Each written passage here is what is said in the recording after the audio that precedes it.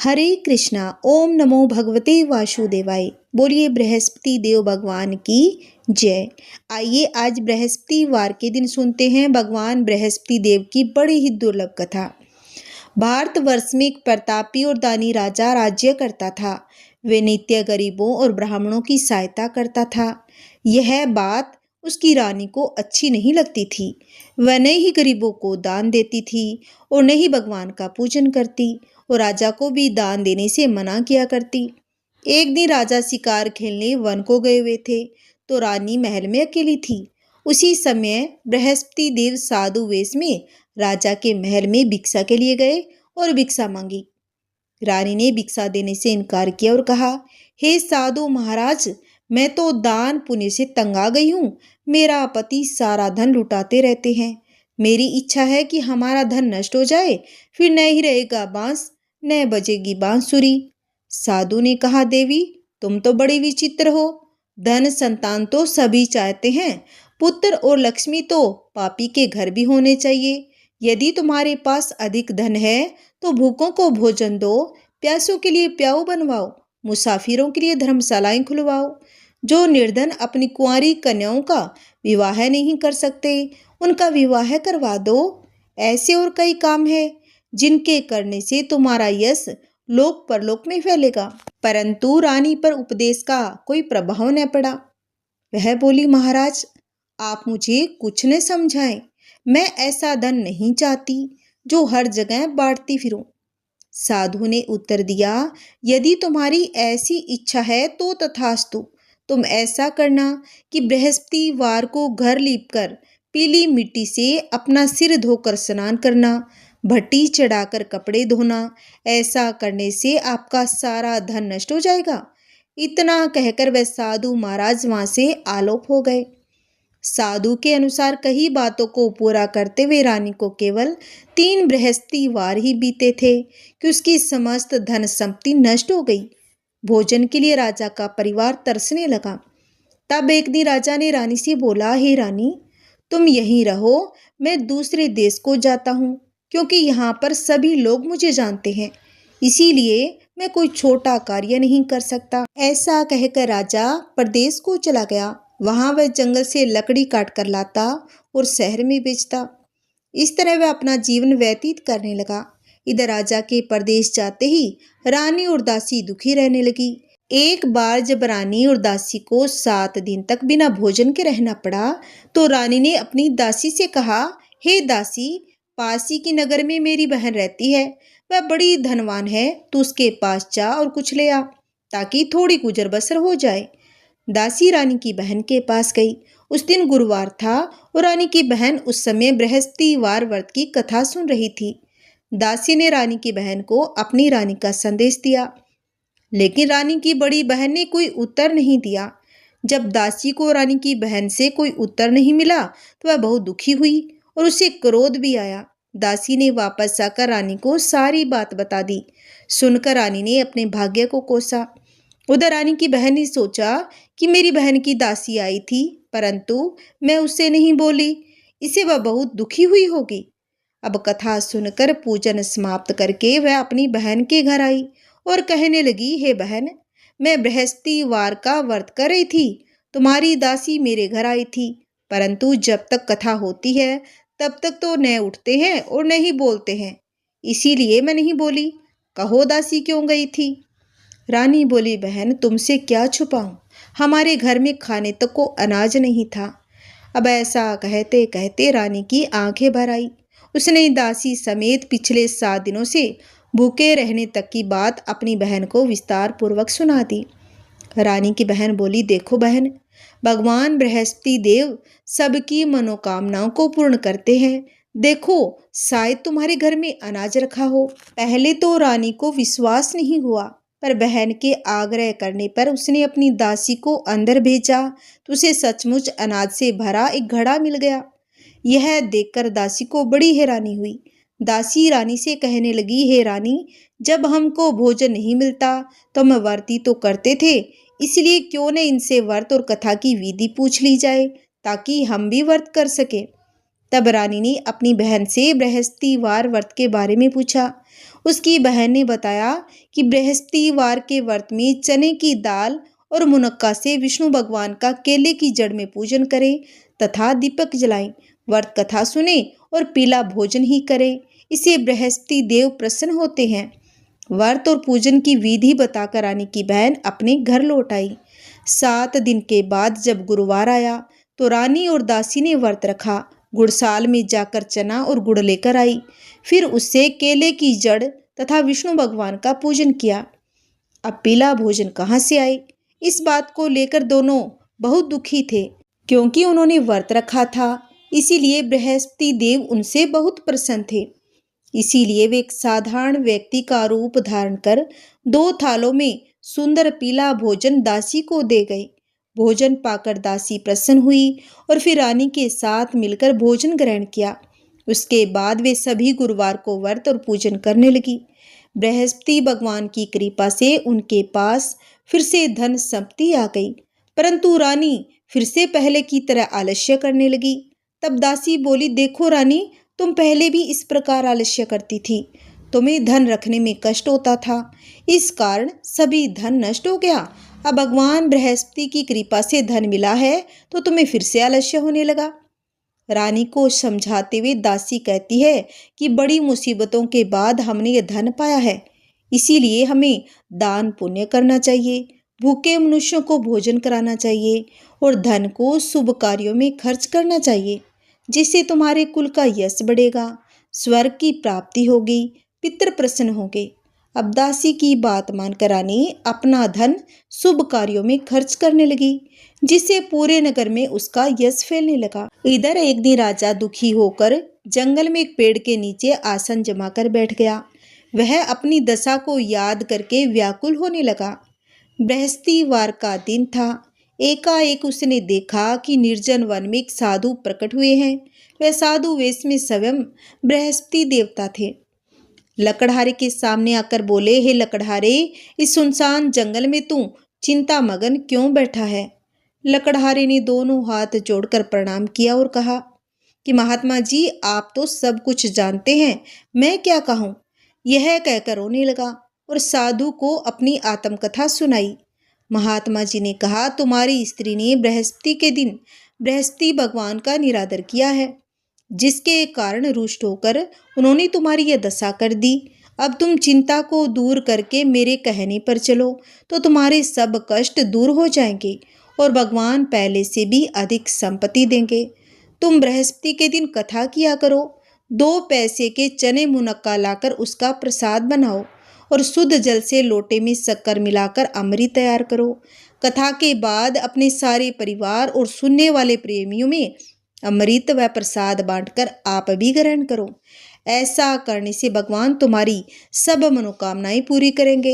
साधु के ऐसे वचन सुनकर लकड़हारा बोला, हे प्रभु, मुझे लकड़ी बेचकर इतना पैसा नहीं मिलता जिसे भोजन के उपरांत कुछ बचा सकूं।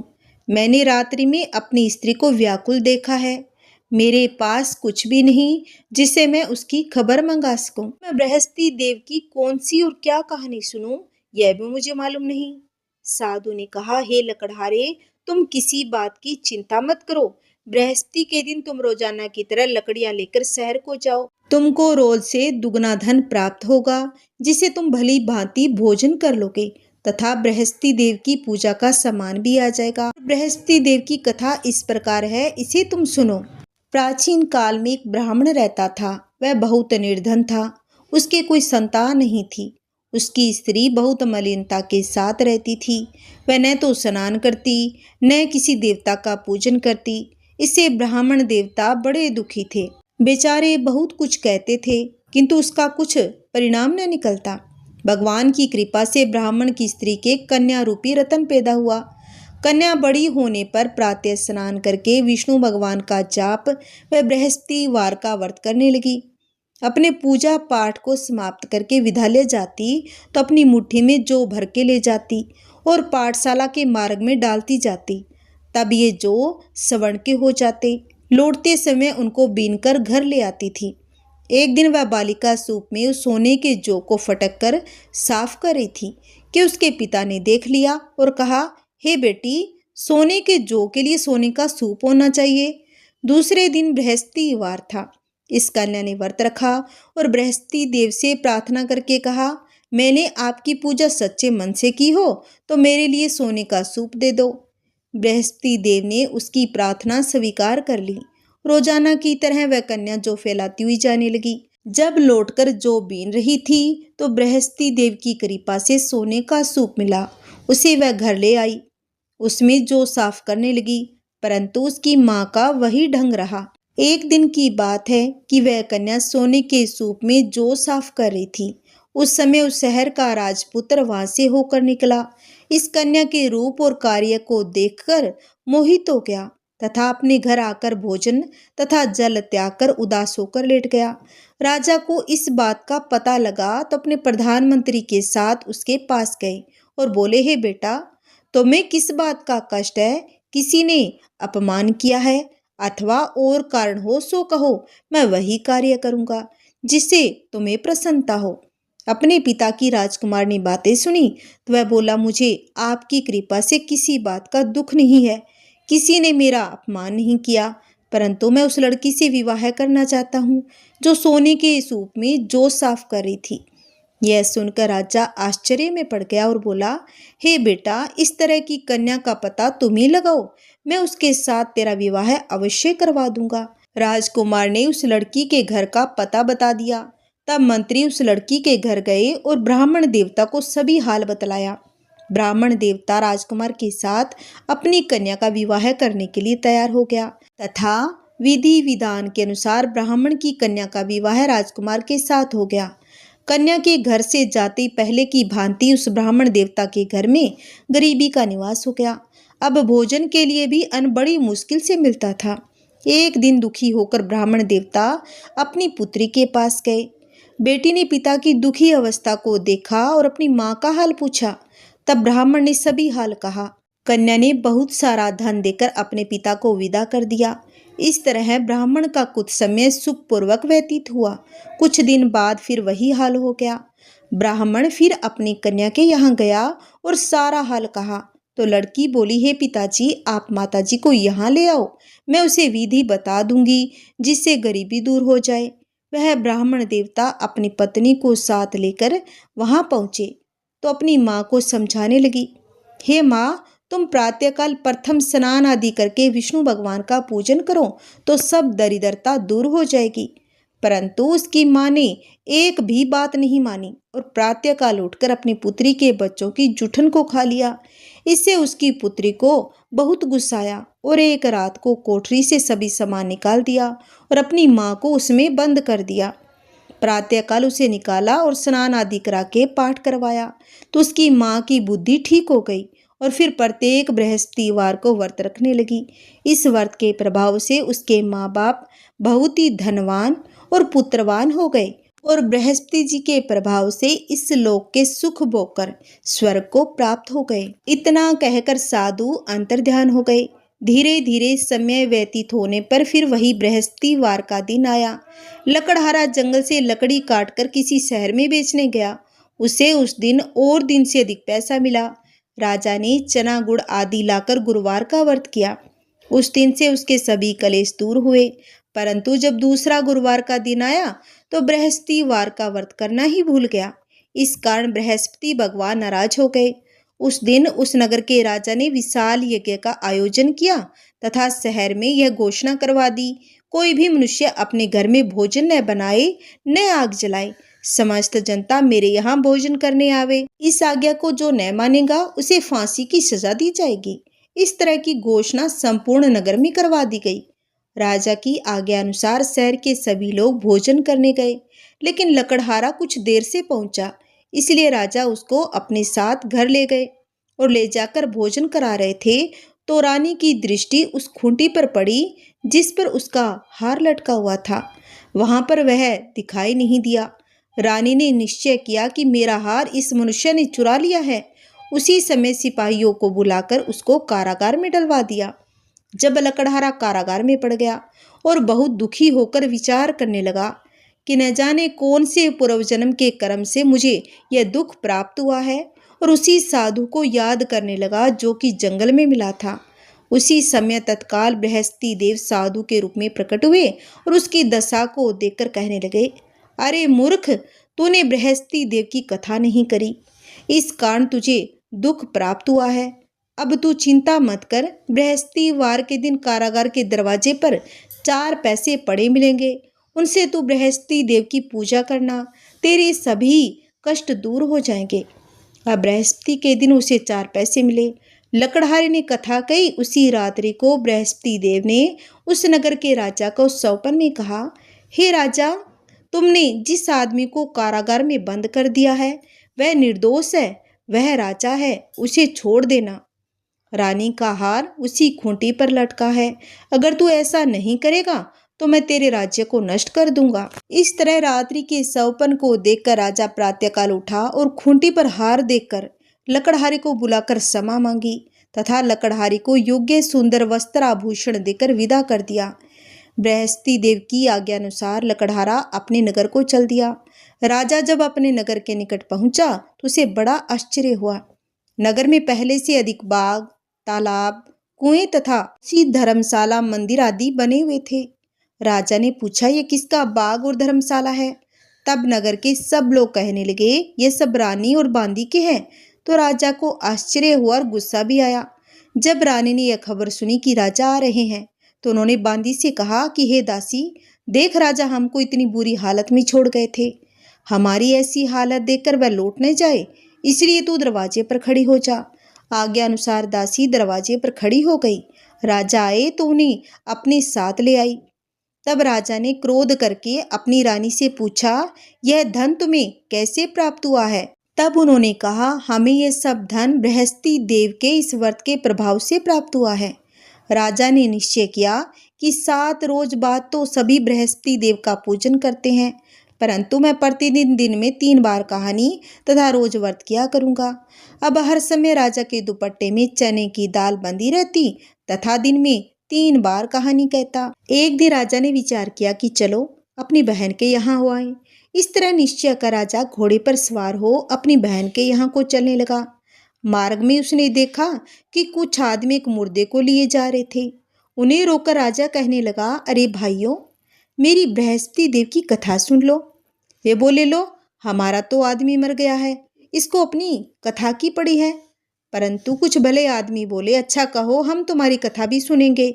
राजा ने दाल निकाली और जब कथा आधी हुई थी तो मुर्दा हिलने लग गया और जब कथा समाप्त हो गई तो राम राम करके मनुष्य उठकर खड़ा हो गया। आगे मार्ग में उसे किसान खेत में हल चलाता हुआ मिला। राजा ने उसे देख और उससे बोले, कह रे भैया, तो मेरी बृहस्पतिवार की कथा सुन लो।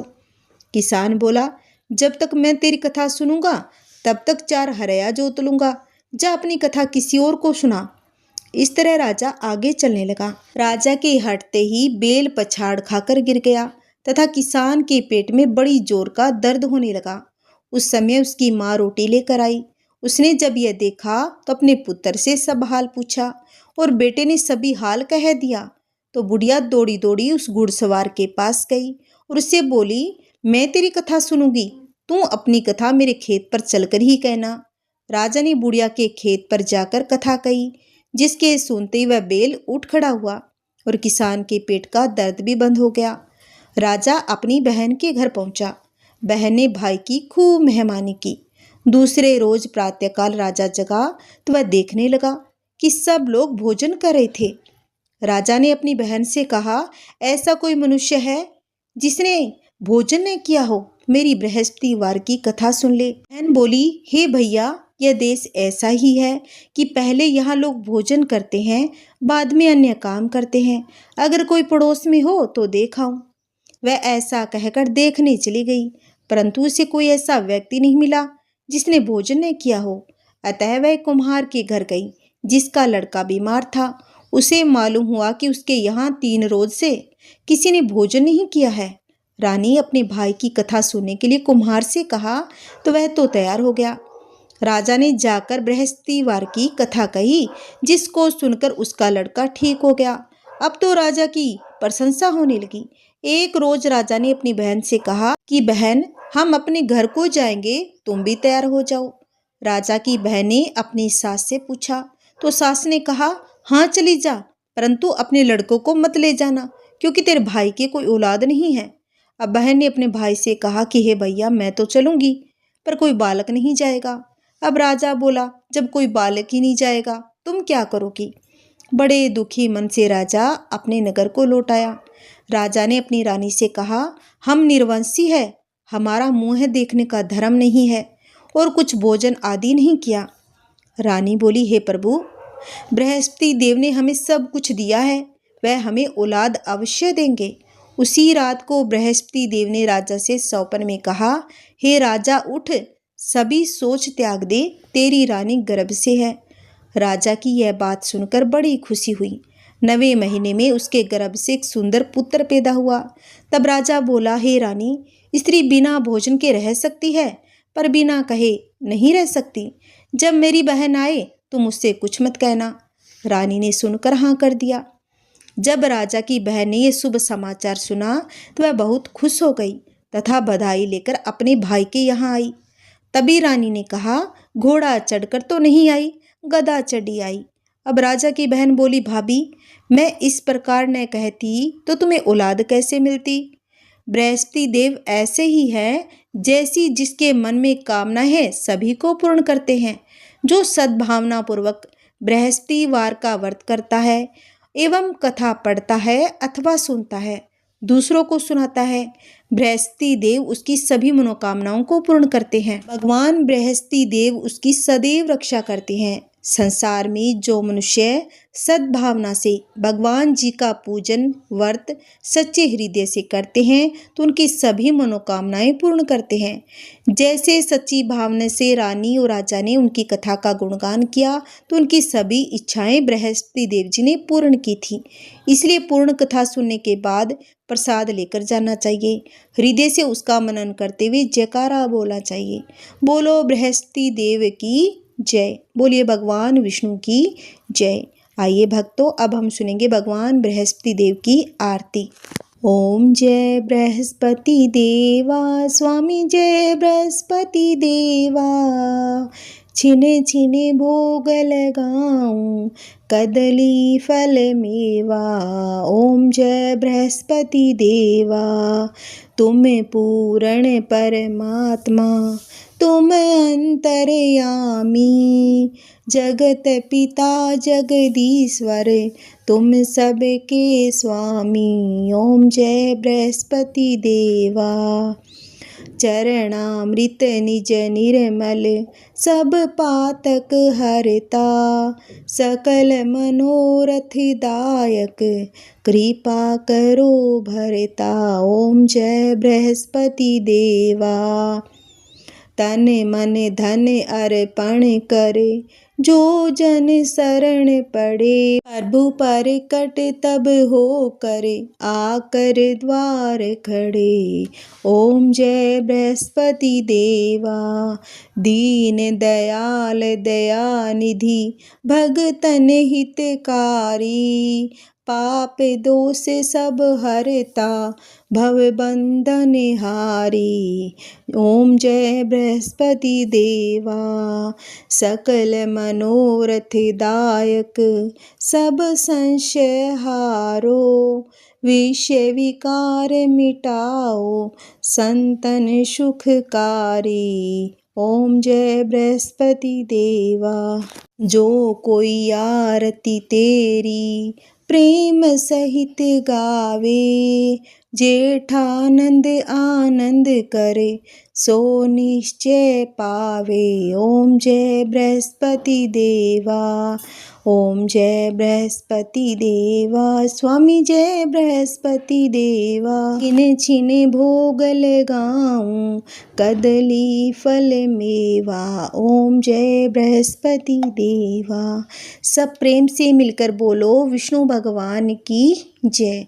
बोलिए बृहस्पति देव भगवान की जय। बोलिए समस्त देवी देवताओं की जय। हरे कृष्णा। अगर आपको वीडियो अच्छी लगे तो वीडियो को लाइक शेयर कमेंट सब्सक्राइब अवश्य करना। ओम नमो भगवते वासुदेवाय। ओम श्री गुरुवे नमः। ओम श्री बृहस्पति नमः। बोलिए बृहस्पति देव भगवान की जय।